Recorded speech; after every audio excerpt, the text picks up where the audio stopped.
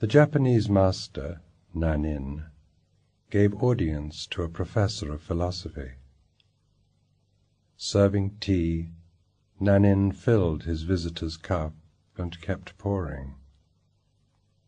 The professor watched the overflow until he could restrain himself no longer. "Stop! The cup is overfull. No more will go in." Nanin said, "Like this cup, you are full of your own opinions and speculations. How can I show you Zen unless you first empty your cup?"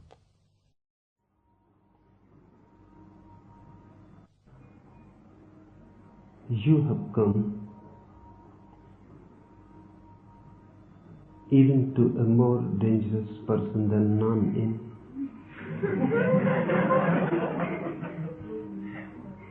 Because empty cup won't do. The cup has to be broken completely. Even empty, if you are there, then you are full. Even emptiness fills you.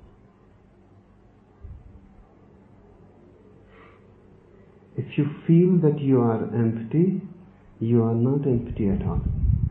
You are there. Only the name has changed. Now you call yourself emptiness. The cup won't do at all. It has to be broken completely. Only when you are not, the tea can be poured into you.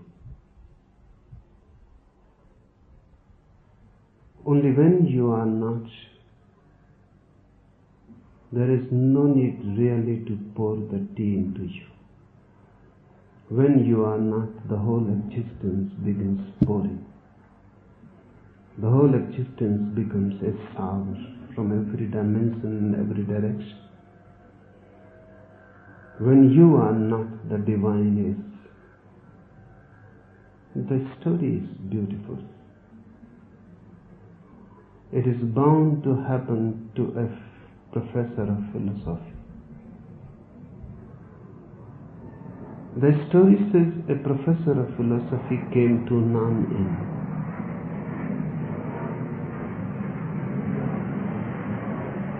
He must have come for wrong reasons.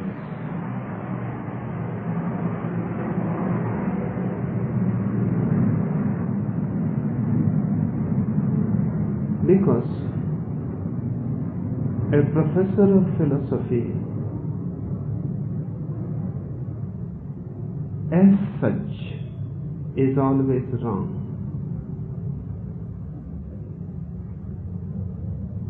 Philosophy means intellect, reasoning, thinking, argumentativeness. And this is the way to be wrong. Because you cannot be in love with existence if you are argumentative. Argument is the barrier. If you argue, you are closed. The whole existence closes to you. Then you are not open and the existence is not open to you. When you argue, you assert. Assertion is violence, aggression. And the truth cannot be known by an aggressive mind. The truth cannot be discovered by violence. You can come to know the truth only when you are in love. But love never argues. There is no argument in love because there is no aggression. And remember, that man was not only a professor of philosophy, you are also the same. Every man carries his own philosophy, and every man in his own way is a professor because you profess your ideas. You believe in them. You have opinions, concepts. And because of opinions and concepts, your eyes are dull. They cannot see. Your mind is stupid. It cannot know. Ideas create stupidity. Because more the ideas are there, the more mind is burdened. And how a burdened mind can know? More the ideas are there, it is just like dust which has gathered on a mirror. How the mirror can mirror? How the mirror can reflect? Your intelligence is just covered by opinions, the dust. And everyone who is opinionated is bound to be stupid and dull. That's why professors of philosophy are almost always stupid. They know too much to know at all. They are too much burdened. They cannot fly in the sky. They can't have wings. And they are so much in the mind, they can't have roots in the earth. They are not grounded in the earth, and they are not free to fly into the sky. And remember, you all are the same. There may be differences of quantity, but every mind is qualitatively the same, because mind thinks, argues, collects and gathers knowledge and becomes dull. Only children are intelligent. And if you can retain your childhood, continuously, if you reclaim your childhood, you will remain innocent and intelligent. If you gather dust, childhood is lost. Innocence is no more. The mind has become dull and stupid. Now you can have philosophies. More philosophy you have, more you are far away from the divine. A religious mind is a non-philosophical mind. A religious mind is an innocent, intelligent mind. The mirror is clear. The dust has not been gathered. And every day a continuous cleansing goes on. That's what I call meditation. This professor of philosophy came to Nanin. He must have come for wrong reasons. He must have come to receive some answers. Those people who are filled with questions are always in search of answers. And Nanin cannot give an answer. It is foolish to be concerned with questions and answers. Nanin can give you a new mind. Nanin can give you a new being. Nanin can give you a new existence in which no questions arise. But Nanin is not interested to answer any particular question. He is not interested in giving you answers. Neither am I. You must have come with many questions. Bound to be so. Because mind gives birth to questions. Mind is a question creating mechanism. Feed anything into it, out comes a question, and many questions follow. give an answer to it, immediately it converts it into many questions.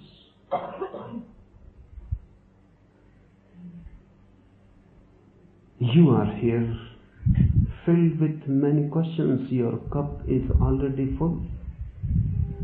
No need for Nanin to pour any tea into it. You are already overflowing.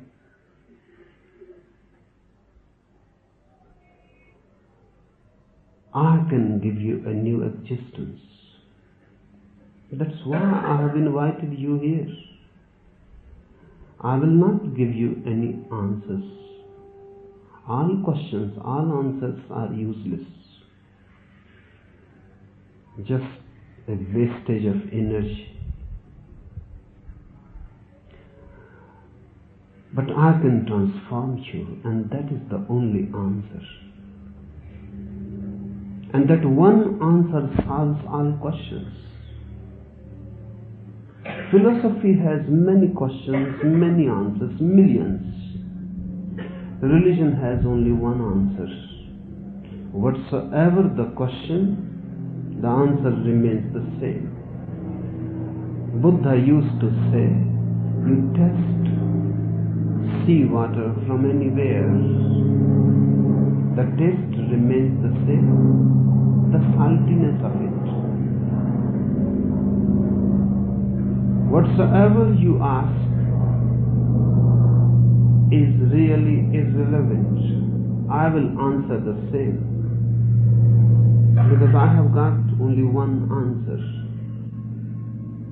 But that one answer is like a master key. It opens all doors. It is not concerned with any particular lock.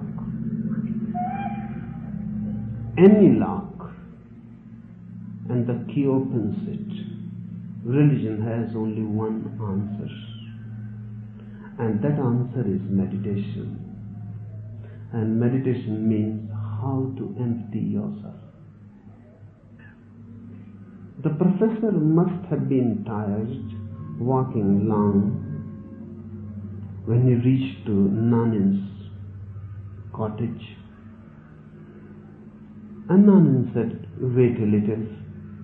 He must have been in a hurry. Mind is always in a hurry. And mind is always in search of instantaneous realizations.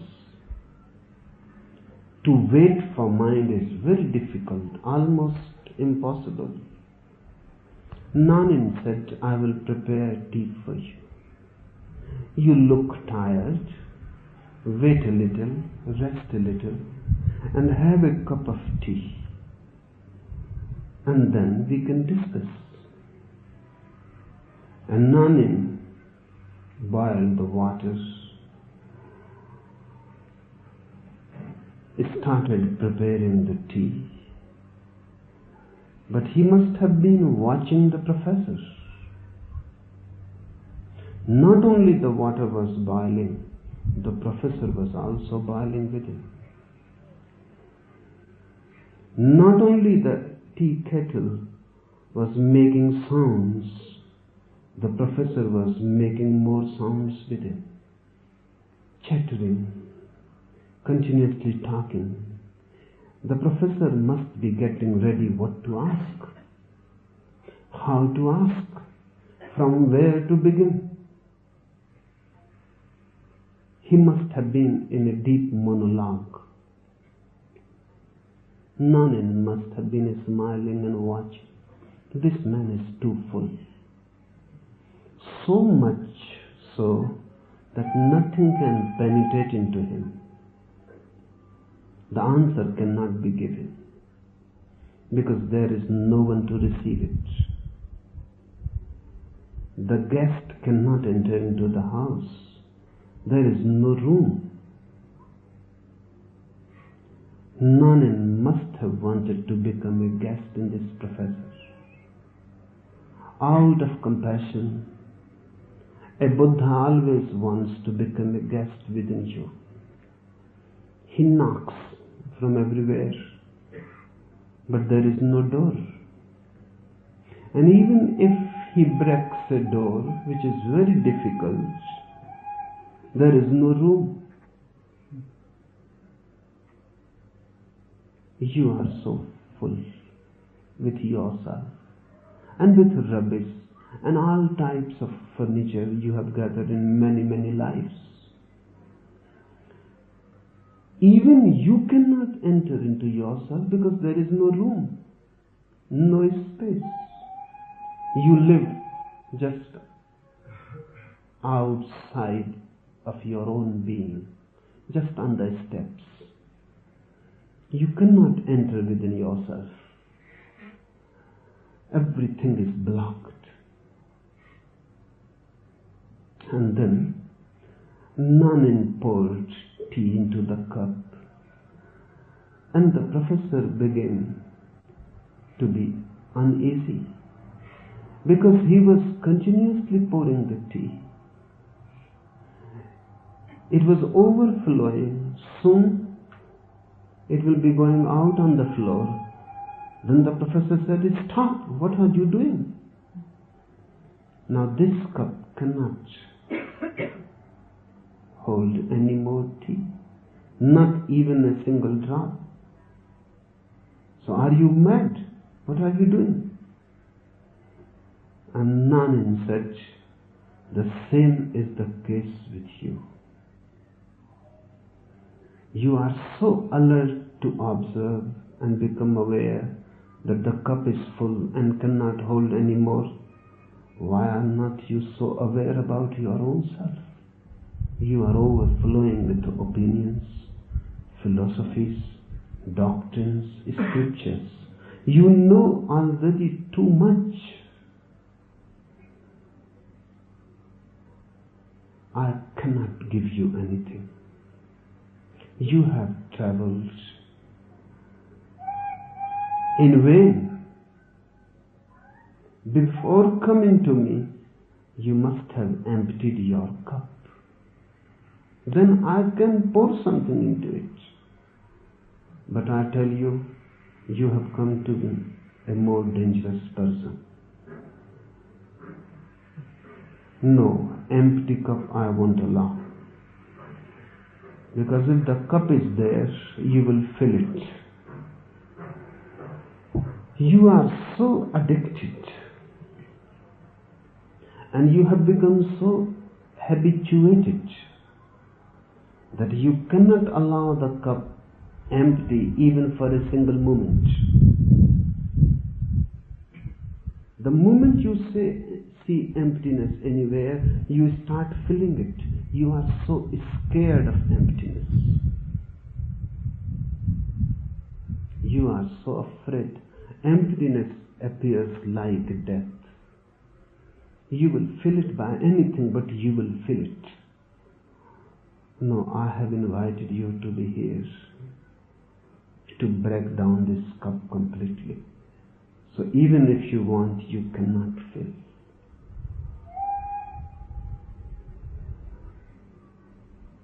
Emptiness means there is no cup left. All the walls have disappeared. The bottom has fallen down. You have become an abyss. And then I can pour myself onto you. Much is possible if you allow. But to allow is arduous. Because to allow, you will have to surrender. Emptiness means surrender. Nanin was saying to that professor that bow down, surrender, empty your head, I am ready to pour. And that professor has not even asked a question. And Nanin has given the answer. Because really there is no need to ask the question remains the same.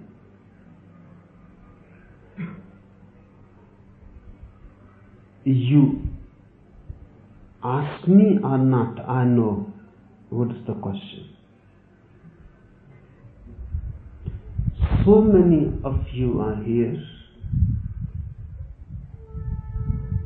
but I know the question because deep down the question is one: the anxiety, the anguish, the meaninglessness, the futility of whole life, not knowing who you are, but you are filled. Allow me to break this cup. This camp is going to be a destruction, a death. If you are ready to be discharged, something new will come out of it. Every destruction can become a creative birth. If you are ready to die, you can have a new life. You can be reborn. I am here just to be a midwife. That's what Socrates used to say, that a master is just a midwife. I can help. I can protect. I can guide. That's all. The actual phenomena, the transformation is going to happen to you. Suffering will be there because no birth is possible without suffering. Much anguish will come up because you have accumulated it and it has to be thrown. A deep cleansing and catharsis will be needed. Birth is just like death.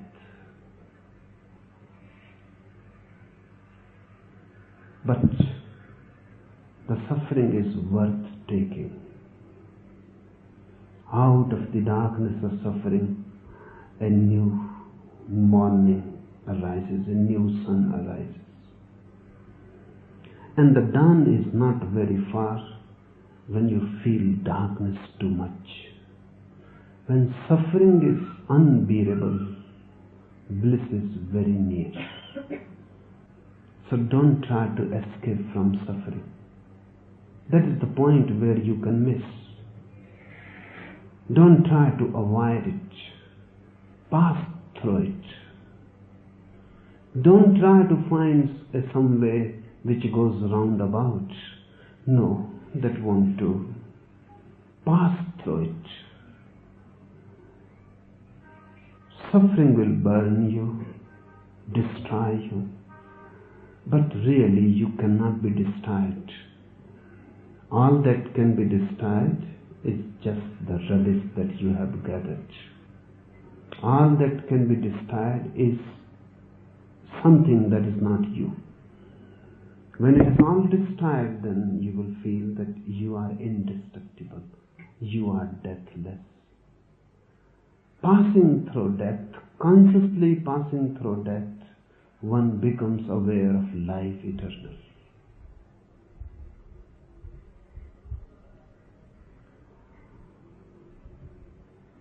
These few days you will be here with me. Many things are possible. But the first step to remember is pass through suffering. Many times I create suffering for you.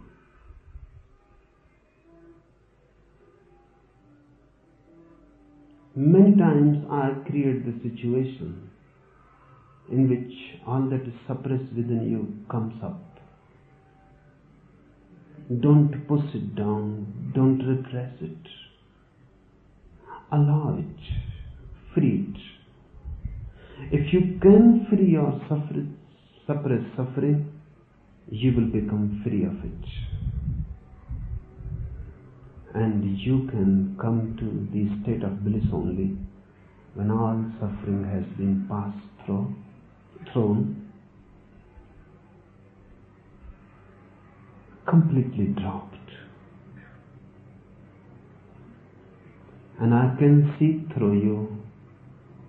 The flame of bliss is just near by the corner. Once a glimpse, and that flame becomes yours. I will push you in many ways to have a glimpse of it. If you miss, you will be responsible, no one else. The river is flowing, but if you cannot bow down, if you cannot come down from your egoistic state of mind, you may go back thirsty. Don't blame the river. The river was there, but you were paralyzed by your ego. That's what Nanan says. Empty the cup, that means empty the mind. Ego is there, overflowing. And when ego is overflowing, nothing can be done. The whole existence around you, but nothing can be done. All around the divine, surrounded, but nothing can be done. From nowhere the divine can penetrate you. You have created such a citadel. Empty the cup, rather throw the cup completely. When I say throw the cup completely, I mean be so empty that you don't have even the feeling that I am empty. Once it happened, a disciple came to Bodhidharma and said, Master, you told me to be empty, now I have become empty. Now what else you say? Bodhidharma hit him hard with his staff on the head and said, go and throw this emptiness out.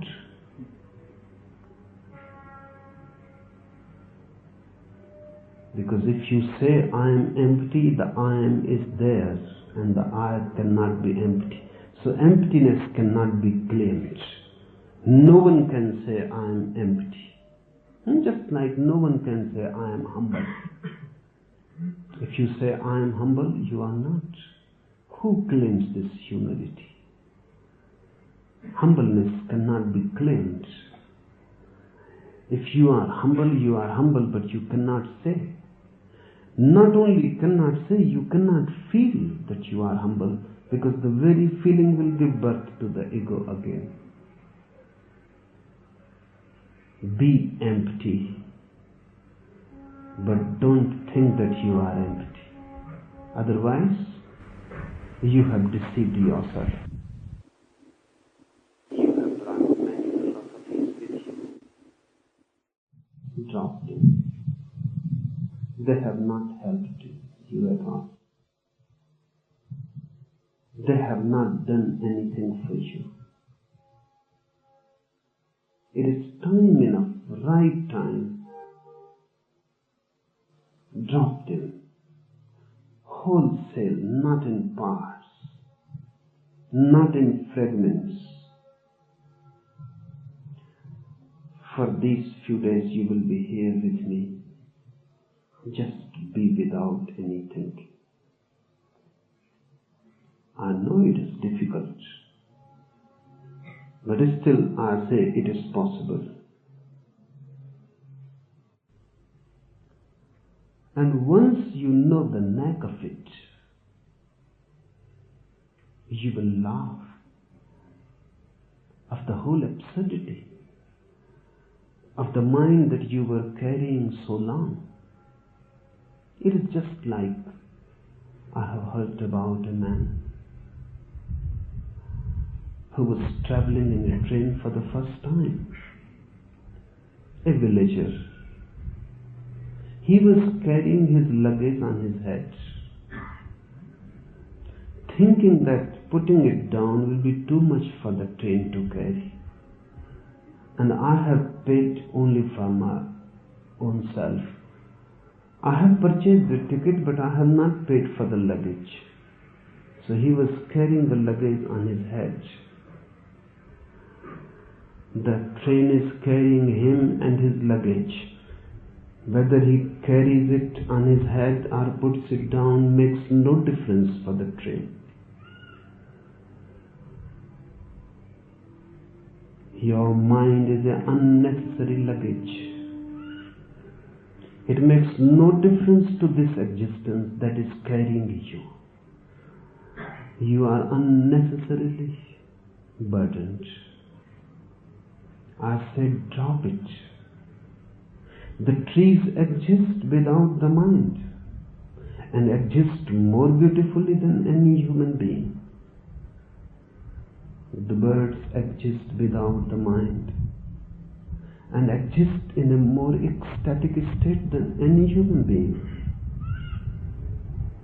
Look at the children, which are still not civilized, which are still wild.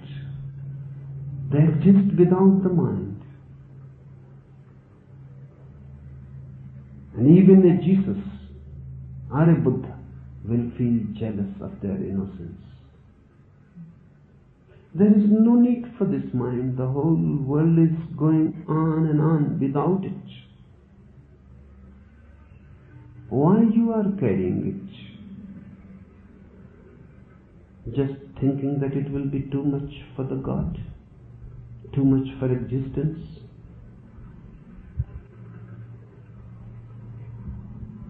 Once you can put it down, even for a single minute, your whole existence will be transformed. You will enter into a new dimension, the dimension of weightlessness.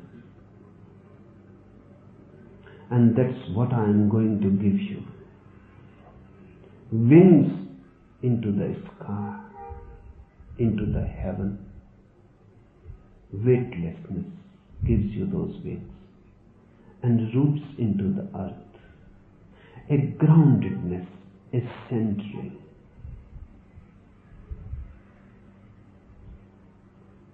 This earth and that heaven, both are two parts of the whole. In this life, your so-called ordinary life, you must be rooted. And in your inner space, into the spiritual life, you must be weightless and flying and flowing, floating. Roots and wings I can give to you if you allow, because I am only a midwife. I cannot force the child out of you, and a forced child will be ugly, and a forced child may die. Just allow me. The child is there. You are already pregnant. Everybody is pregnant with God. The child is there, and you have carried already too much. Long before the period of 9 months has passed, that may be the root cause of your anguish, that you are carrying something in the womb which needs birth, which needs to come out, which needs to be born. Think of a woman, a mother, carrying a child. After the 9th month, then it becomes more and more burdensome. And if the birth is not going to happen, the mother will die. because it will be too much to bear. That may be the reason why you are so much in anxiety, anguish, tension. Something needs to be born out of you. Something needs to be created out of your womb. I can help. This Samadhi Sadhana Sivir, this camp for inner ecstasy and enlightenment is going just to be a help for you, so that that which you have carried like a seed up till now can come out of your soil and become a live thing, a live plant. But the basic thing will be, if you want to be with me, you cannot be with your mind. Both cannot happen simultaneously. Whenever you are with your mind, you are not with me. Whenever the mind is not there, you are with me. And I can work only if you are with me. Empty the cup, throw the cup completely, destroy it.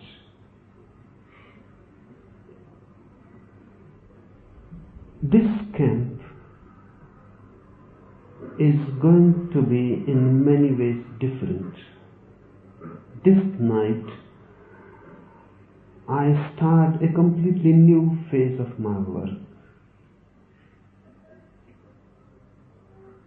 You are fortunate enough to be here because you will be witness of a new type of inner work. I must explain to you because tomorrow morning the journey starts.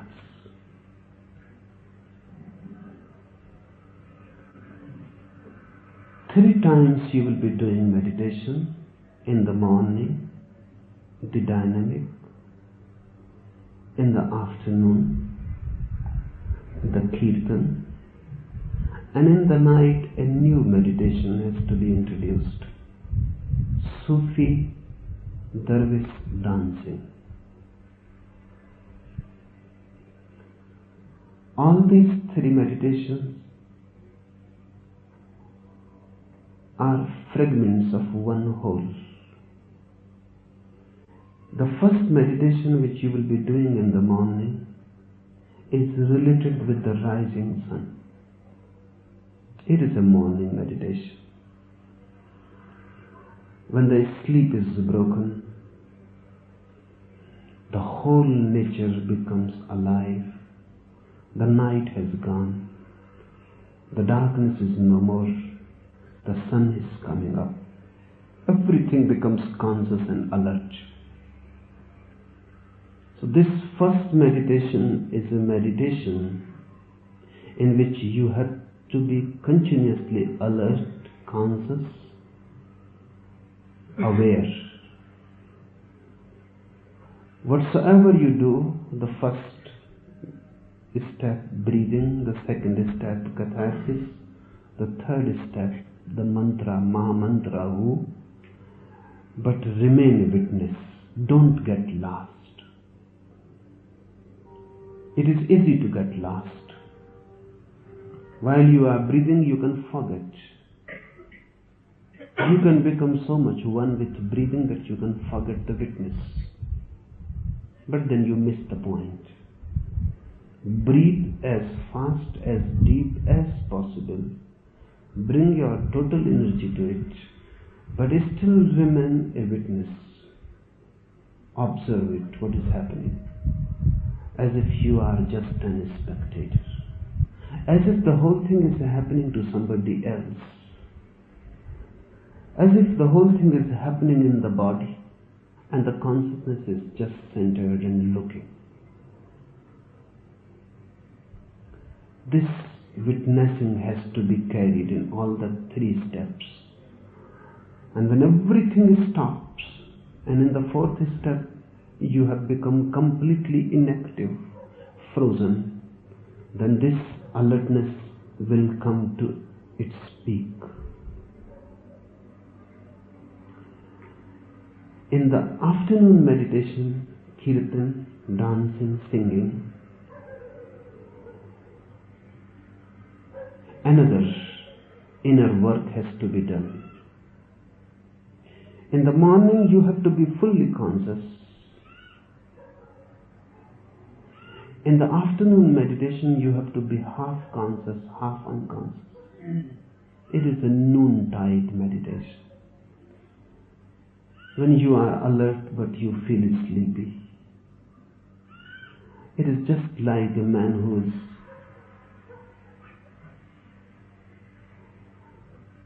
under the influence of some intoxicant, walks but cannot walk rightly, knows where he is going, but everything is dim. He is conscious and not conscious. He knows he has taken alcohol. He knows his feet are wavering, but he knows. Half asleep, half awake. So in the afternoon meditation, remember this. Act as if you are intoxicated.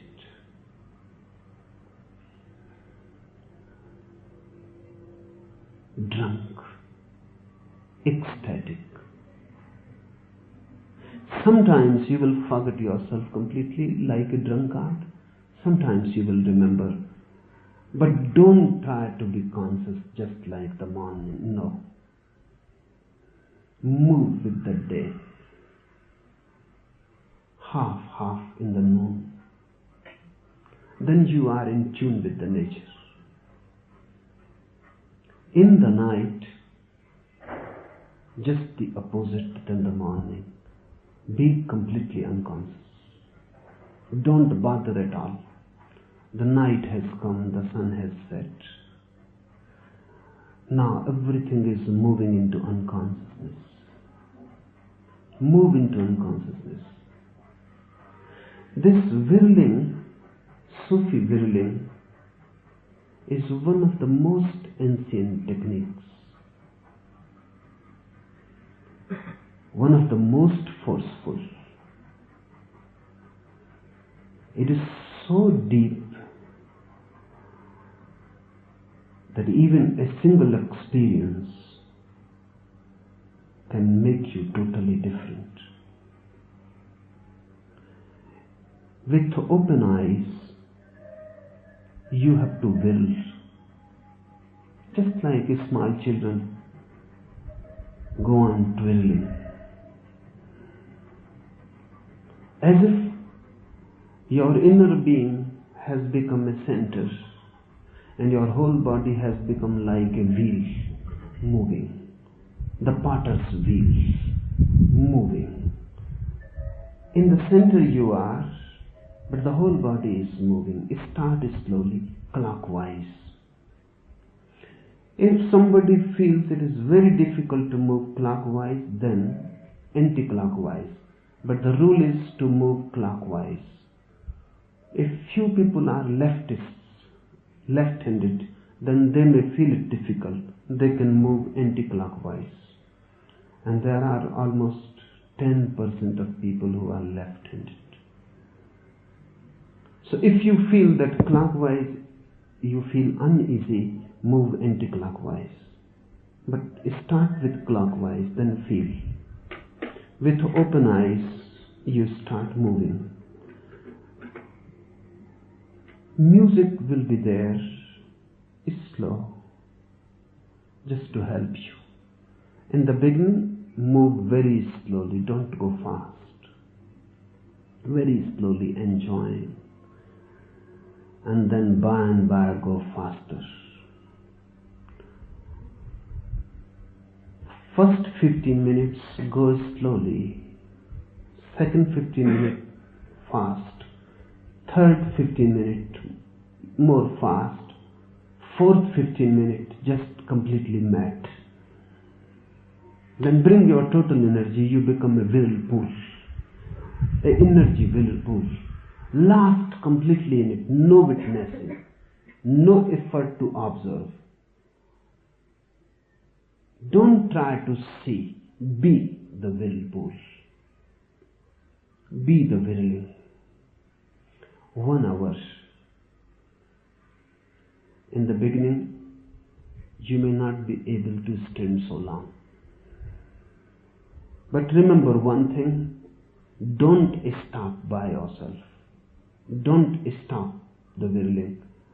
If you feel it is impossible, the body will fall down automatically, but you don't stop. If you fall down in the middle of the hour, there is no problem. The process is complete. But don't play tricks with yourself. Don't deceive. Don't think that now I am tired, it is better to stop. No. Don't make it a decision on your part. If you are tired, how can you go on? You will fall automatically. So don't stop yourself. Let the whirling itself come to a point where you fall down. When you fall down on your stomach. And it will be good if your stomach is in direct touch with the earth. Now close the eyes. Lie down on the earth as if lying down on the breast of your mother, a small child lying down on the breast of the mother. Become completely unconscious. And this whirling will help. Whirling gives intoxication to the body. It is a chemical thing. Exactly, it gives you intoxication. That's why sometimes you may feel giddy, just like a drunkard. What is happening to the drunkard? Hidden behind your ears is a sixth sense, the sense of balance. When you take any drink, any alcoholic thing, any intoxicant drug, it goes directly to the seat of balance in the ear and disturbs it. That's why a drunkard cannot walk, feels dizzy. The same happens in whirling. If you whirl really, the same will be the effect. You will feel intoxicated, drunk, but enjoy.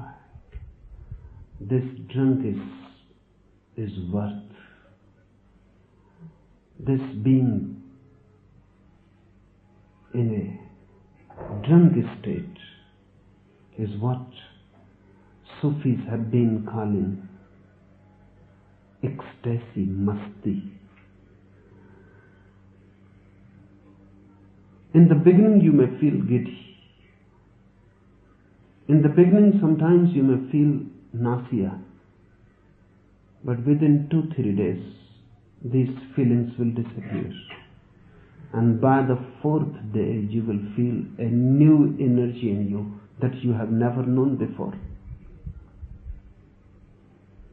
Then giddiness will disappear. Just a smooth feeling of drunkenness will be there. So don't try to be alert what is happening. Let it happen and become one with the heaven. In the morning, alert. In the afternoon, half alert, half non-alert. In the night, completely unalert. The circle is complete. And then fall down on the ground, on your stomach. If somebody feels any sort of pain in the navel center, lying down on the ground, then he can turn on the back, otherwise not. If you feel something very deep, painful sensation in the stomach, then turn on your back, otherwise not. The navel in contact with the earth will give you such a blissful feeling, just the same as once you had but you have forgotten when you were a child lying down on your mother's breast, completely unaware of any worry, any anxiety. So one with the mother. Your heart beating with her heart. Your breath in tune with her breath. The same will happen with the earth, because earth is the mother. That's why Hindus have been calling earth the mother and sky the father. Be rooted in it. Feel a merger as if you have dissolved. The body has become one with the earth. The form is no more there. Only earth exists. You are not there. This is what I mean when I say break the cup completely. Forget that you are, the earth is, and dissolve in it. 1 hour whirling, the music will continue. Many will fall before the hour, but everybody has to fall by the time the music stops. So if you feel that you are still not in the state of falling, then go faster and faster. After 45 minutes, you go completely mad. So by the time the hour is complete, you have fallen. And the feeling of falling is beautiful. So don't manipulate it.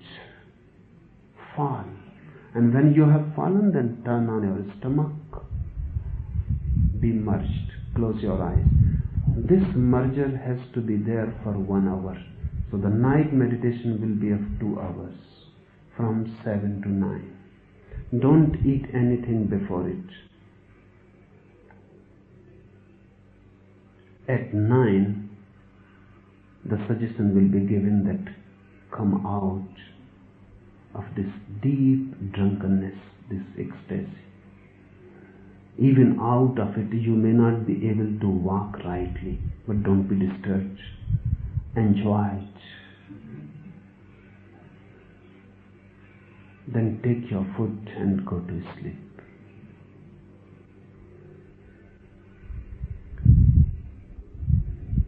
Another new thing. I will not be there, only my empty chair will be there.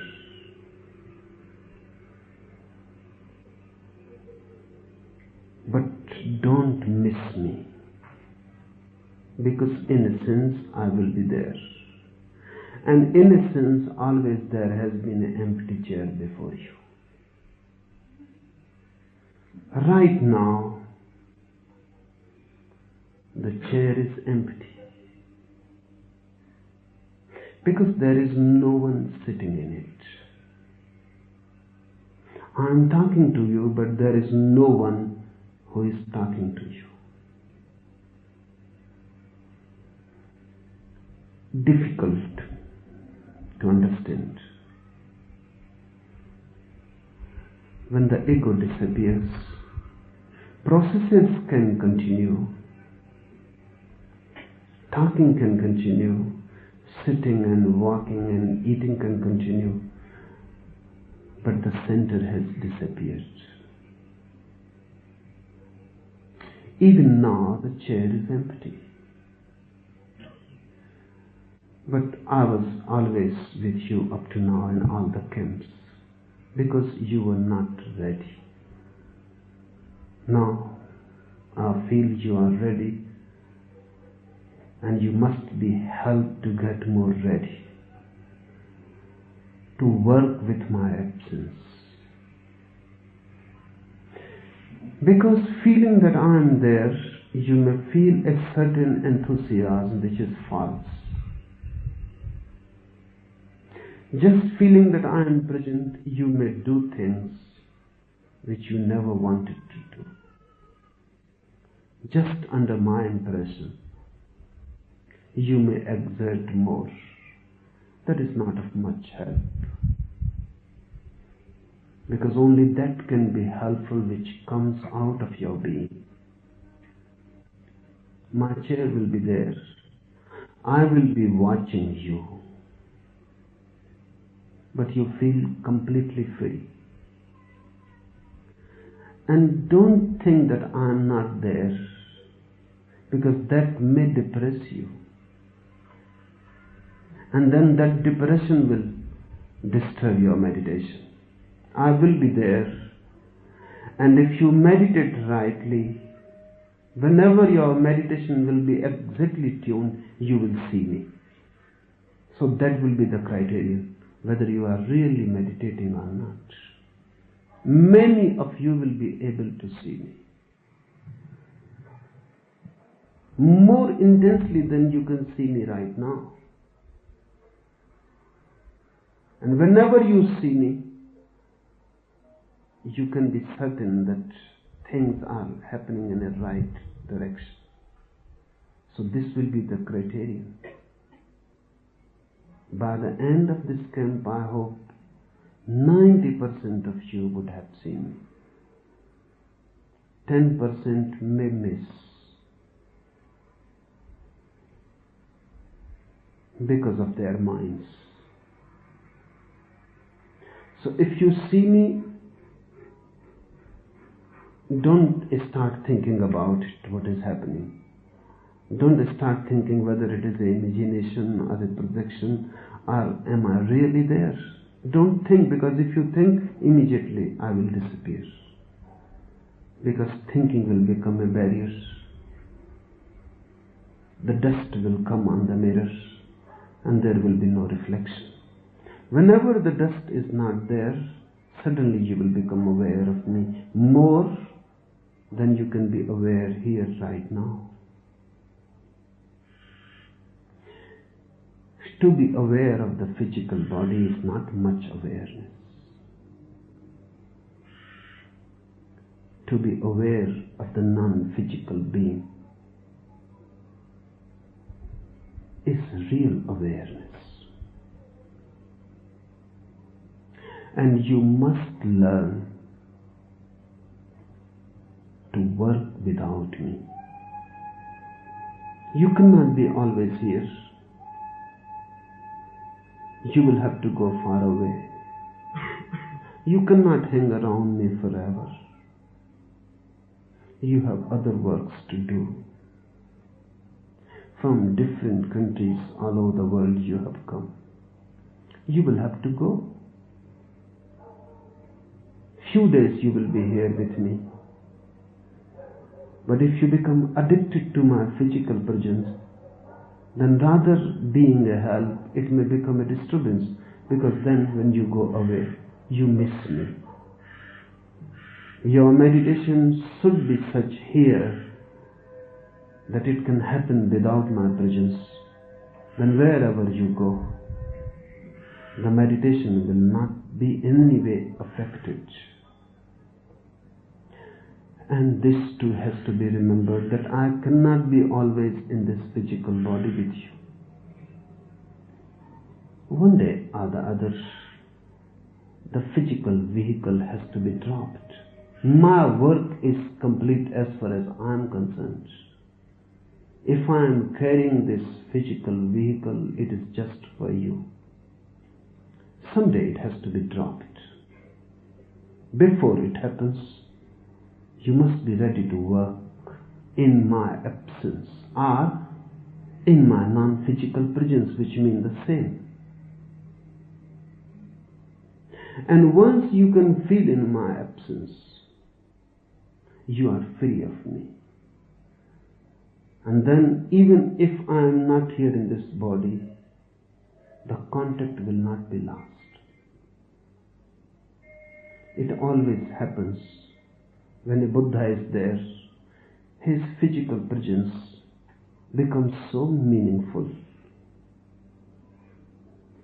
And when he dies, everything is shattered. Even a disciple like Ananda, his most intimate disciple, started crying and weeping when Buddha said, "Now I have to leave this body." For 40 years Ananda was with Buddha, 24 hours, just like a shadow. He started crying and weeping like a child Suddenly he has become an orphan. Buddha asks, what are you doing? Anand says, it will be impossible now for me to grow. I couldn't grow when you were there. So how can I grow now?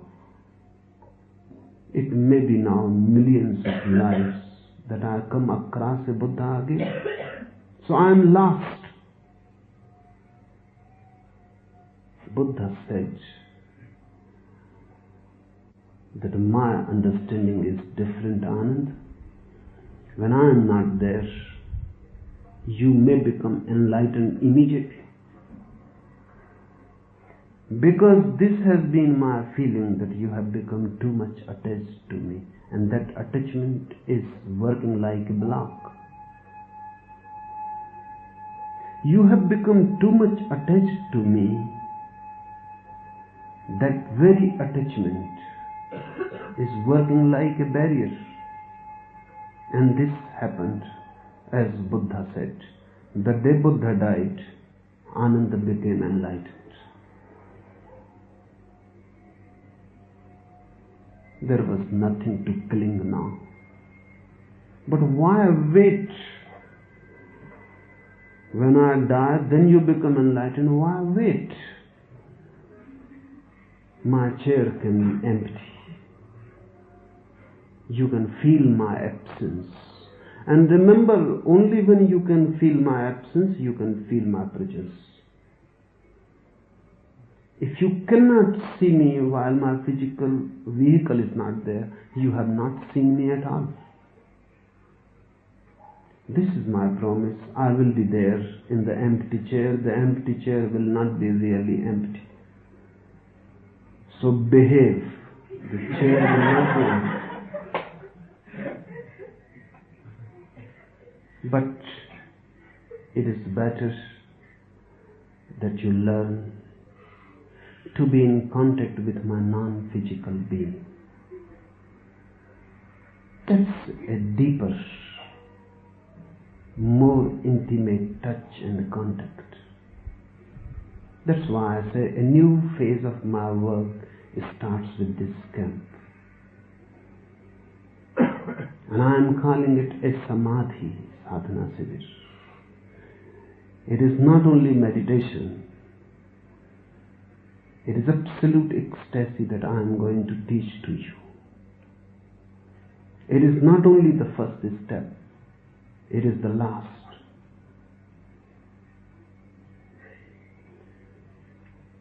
Only no mind on your part is needed.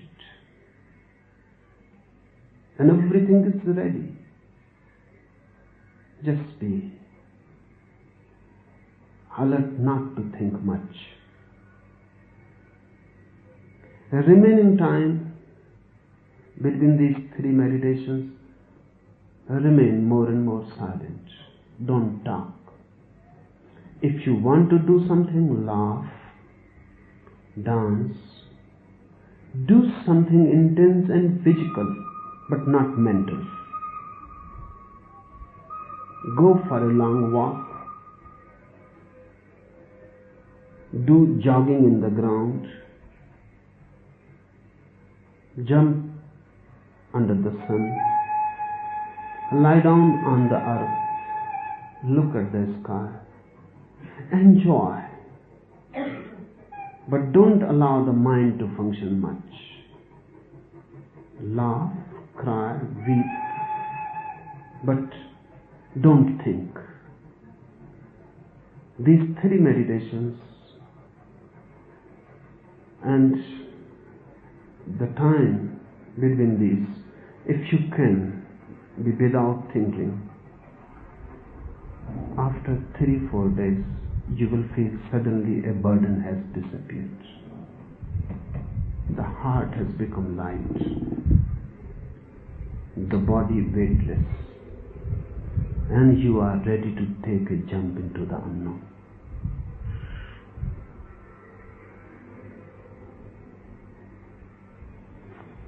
Anything?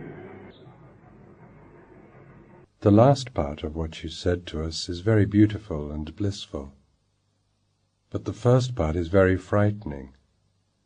breaking the cup, suffering, falling down on the ground, you not being there.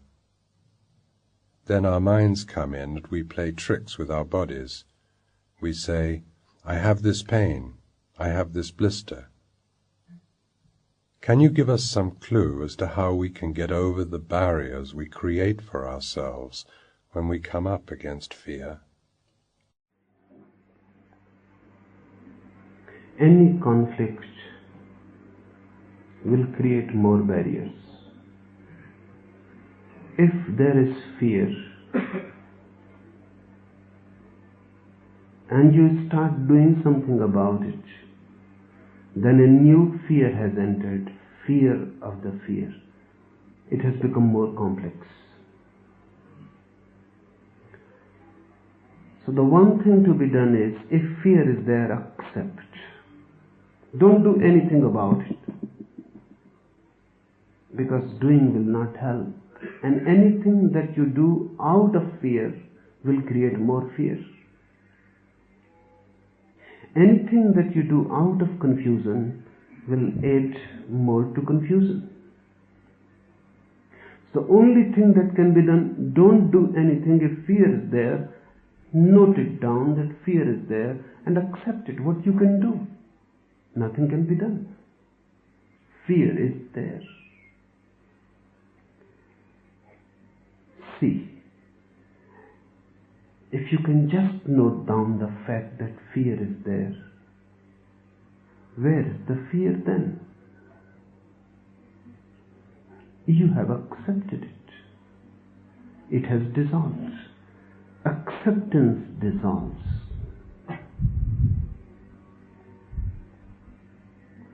Acceptance only, nothing else. If you fight, you create another disturbance, and this can go on ad infinitum. Then there is no end to it.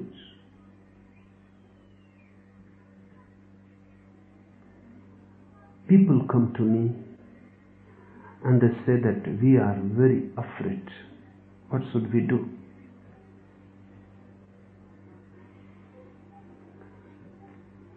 If I give them something to do, they will do with the being which is full of fear. So action will come out of their fear. And the action that comes out of fear cannot be anything else than fear. I have heard that Adolf Hitler was suffering from deep depression, melancholy. And psychologists were saying that it is due to some hidden inferiority complex. So all the Aryan psychologists were called. They tried. They couldn't help. Nothing came out of their analysis. So they suggested that a Jewish psychoanalyst should be called. Hitler was not ready in the beginning to call a Jew. But seeing no way out of it, he had to yield. A great Jew psychoanalyst was called. He analyzed, penetrated deep into Hitler's mind, dreams, and then he suggested that nothing much is a problem. You simply repeat one thing continuously, that I am important, I am significant, I am indispensable. Let it be the mantra. Night, day, whenever you remember, repeat, I am important, I am significant, I am indispensable. Hitler said, stop, you are giving me a bad advice. The psychoanalyst couldn't understand. He said, what do you mean? Why? You call this a bad advice? Hitler said, because whatsoever I say, I am such a liar, I cannot believe it. I am such a liar. So whatsoever I say, I cannot believe it. If you say, repeat, I am indispensable, I know that this is a lie. I am saying, I am a liar. Out of lies, if you repeat something, it will become a lie. Out of fear, if you do something, it will become again a fear. Out of hate, if you try to love, that love will be just a hidden hate. It cannot be anything else. You are full of hate, go to the preachers and they will say, try to love. They are talking nonsense. Because a person who is full of hate, how can he try to love? If he tries to love, this love will come out of hatred. It will be poisoned already. Poisoned from the very source. And this is what is the misery of all preachers. Gandhi says to people who are violent, try to be non-violent. Then their non-violence comes out of violence. So their non-violence is just a facet. Just a face to sow. Deep down, they are boiling with violence.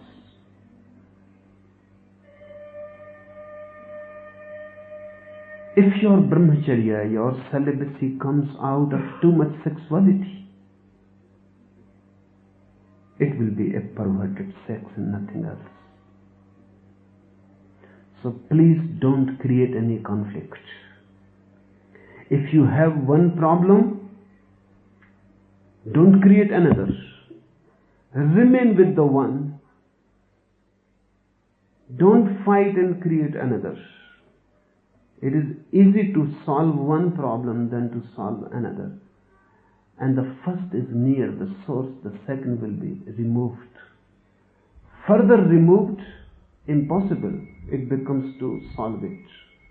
If you have fear, so you have fear. Why make a problem out of it? Then you know that you have fear. Just like as you have two hands. Why create a problem out of it? As if you have only one nose, not two. Why create a problem out of it?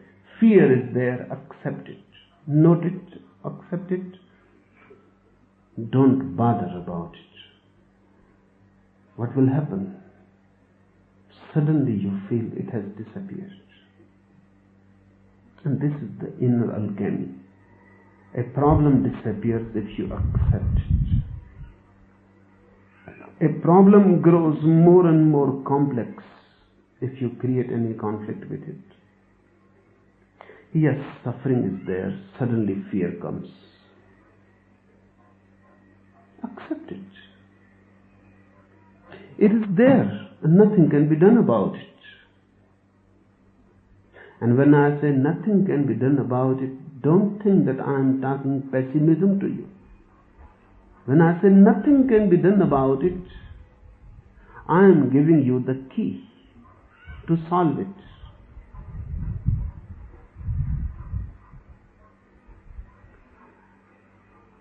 Suffering is there. It is part of life and part of growth. Nothing is bad in it. Suffering becomes evil only when it is simply destructive and not creative at all. Suffering becomes bad only when you suffer and nothing is gained out of it. But I am telling you that the divine can be gained through suffering. Then it becomes creative. Darkness is beautiful if the dawn is coming near out of it. Darkness is dangerous if it is endless, leads to no dawn. Simply continues and continues. And you go on moving in a rut. in a vicious circle. This is what is happening to you. Just to escape from one suffering, you create another. Then to escape from another. And this goes on. And all those sufferings which you have not lived are waiting for you. And you have escaped. And you escape from one suffering to another. Because the mind which was creating a suffering will create another. So you can escape from this suffering to that. But suffering will be there because your mind is the creative force. Accept the suffering and pass through it. Don't escape. This is a totally different dimension to work. Suffering is there. Encounter it. Go through it. Fear will be there. Accept it. You will tremble. Tremble. Why create a facade that you don't tremble, that you are not afraid? If you are a coward, accept it. Everyone is a coward. People you call brave are just facades. Deep down they are as coward as anyone else. Rather more cowards. Just to hide that cowardness, they have created a bravery around them. And sometimes they act in such a way so that everyone knows they are not cowards. Their bravery is just a screen. How can men be brave? Because death is there. How can man be brave? Because man is just a leaf in the winds. How the leaf can help not to tremble? When the wind blows, the leaf will tremble. But you never say to the leaf that you are a coward. You only say that the leaf is alive. So when you tremble and fear takes grip of you, you are a leaf in the wind. Beautiful. Why create a problem out of it? But the society has created problems out of everything. If a child is afraid in the dark, we say, don't be afraid, be brave. Why? The child is innocent and naturally feels fear in the dark. You force, be brave. So he also forces. Then he becomes tense. Then he passes the darkness, but not tense. Now his whole being ready to tremble, and he is suppressing it. This suppressed trembling will follow now the whole life.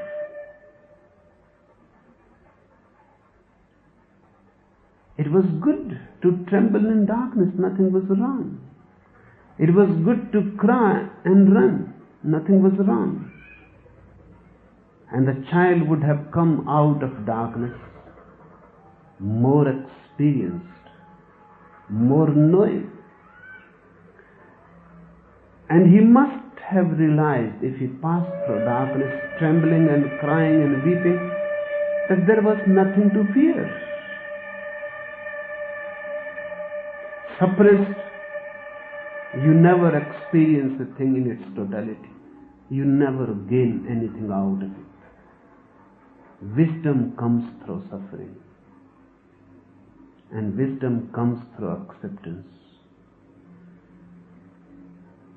Whatsoever the case, be at ease with it. And don't look to the society and the condemnation. Nobody is to judge you here. And nobody can pretend to be a judge. Don't judge others. And don't be perturbed and disturbed by others' judgment. You are alone. And you are unique. Never you were before, never you will be again. You are beautiful. Accept, and whatsoever happens, allow it to happen and pass through it. Soon, suffering will be a learning. Then it has become creative. Fear will give you fearlessness. Out of anger will compassion. Out of the understanding of hate, love will be born to you. But not as a conflict, but as a passing through with alert awareness. Accept and pass through it. And if you make it a point to pass through every experience, then there will be the death, the most intense experience. Life is nothing before it, because life cannot be so intense as death, because life is spread out on a long space, 70 years, 100 years. Death is intense because it is not spread out. It is in a single moment. Life has to pass 100 years or 70 years. It cannot be so intense. Death comes in a single moment. Death comes whole, not fragmentary. It will be so intense, you cannot know anything more intense. But if afraid, before death comes, you have escaped. You have become unconscious because of the fear. And you have missed one golden opportunity, the golden gate. If the whole life you have been accepting things, when death comes, patiently, passively, you will accept and enter into it without any effort to escape. If you can enter death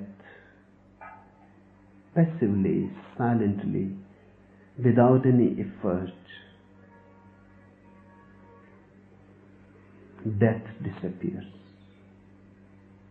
Krishna, Christ, Buddha, Mahavir, when they say, you are deathless, they are not talking about a doctrine.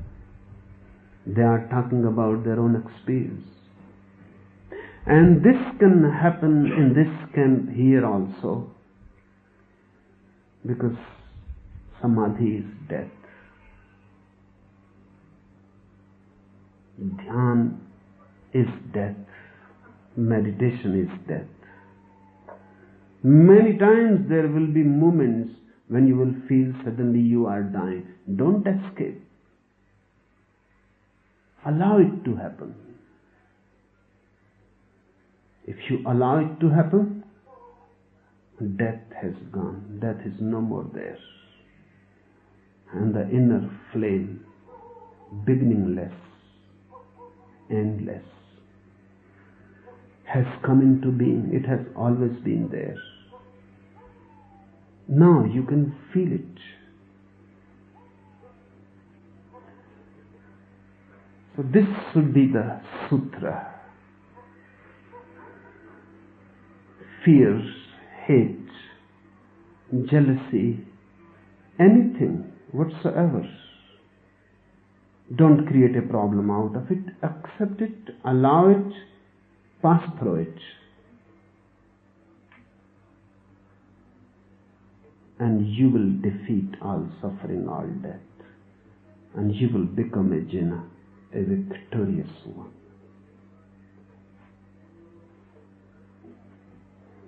Anything more? When you talk about our having to suffer, you tell us to be joyful at the same time. Trying to compromise these two things seems difficult. When I say suffer joyfully,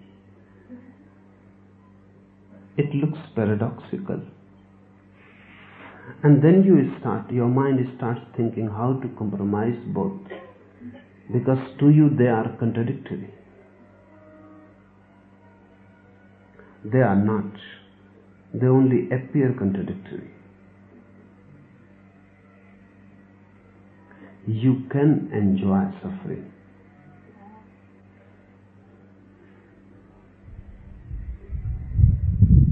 What is the secret? How to enjoy suffering? If you don't escape, the first thing, if you allow the suffering to be there, you are ready to face it. You are not trying somehow to forget it. You are different then. Suffering is there, but just around you. It is not in the center, it is on the periphery. It is impossible for suffering to be on the center. It is not in the nature of things. It is always on the periphery. And you are the center. So when you allow it to happen, you don't escape, you don't run. You are not in a panic. Suddenly you become aware that suffering is there on the periphery, as if happening to someone else, not to you. And you are looking at it. A subtle joy spreads all over your being. Because you have realized one of the basic truths of life, that you are bliss and not suffering. So when I say enjoy it, I don't mean that become a masochist. I don't mean that create suffering for yourself and enjoy it. I don't mean that go and fall down from a cliff, have fractures, and then enjoy it. No. There are people of that type, and many of them has become ascetics, tapasvis, and they are creating suffering for themselves. They are masochists. They are ill. They are very dangerous people. They wanted to make others suffer, but they were not so courageous. They wanted to kill others, be violent with others, cripple others, but they were not so courageous. So their whole violence has turned within. Now they are crippling themselves, torturing themselves, and enjoying it. I'm not saying be a masochist. I'm simply saying suffering is there. You need not seek for it. Enough suffering is already there. You need not go in search. Suffering is already there. Life, by its very nature, creates suffering. Illness is there, death is there, body is there. By their very nature, suffering is created. See it. Look at it. With a very dispassionate eye, look at it. What it is, what is happening. Don't escape. Immediately the mind says escape from here. Don't look at it. But if you escape, then you cannot be blissful. Next time you fall ill and the doctor suggests remain on the bed, take it as a blessing. Close your eyes and rest on the bed and just look at the illness. Watch it, what it is. Don't try to analyze it. Don't go into theories. Just watch it, what it is. The whole body tired, feverish. Watch it. Suddenly you will feel surrounded by a fever. There is a very cool point within you. The fever cannot touch it, cannot influence it. The whole body may be burning, but that cool point cannot be touched. I have heard about one Zen nun. She died. But before she died, she asked her disciples that, what do you suggest? How should I die? It is one old tradition in Zen that masters ask, because they can die consciously, so they can ask. And they are so playful, even about death, so humorous about it, joking, laughing. They enjoy devising methods how to die. So disciples suggest that, Master, this will be good if you die standing on your head.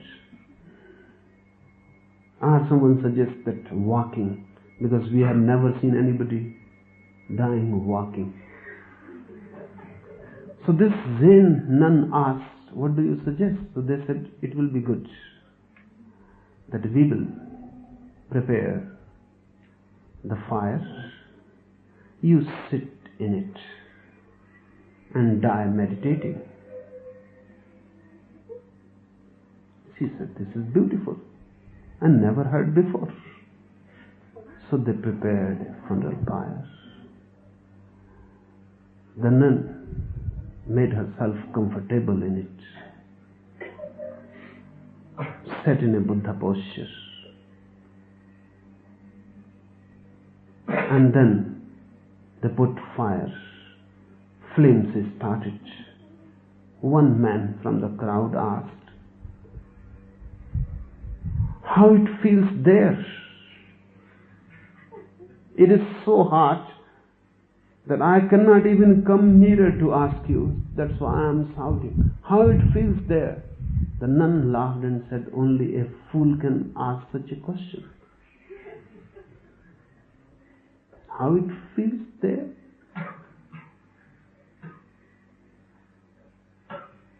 There it always feels cool. Perfectly cool. She is talking of her inner being, the center. There, it is always cool and only a foolish person can ask. Why she says that only a foolish person can ask it? It is obvious, because a person who is ready to sit in the fire,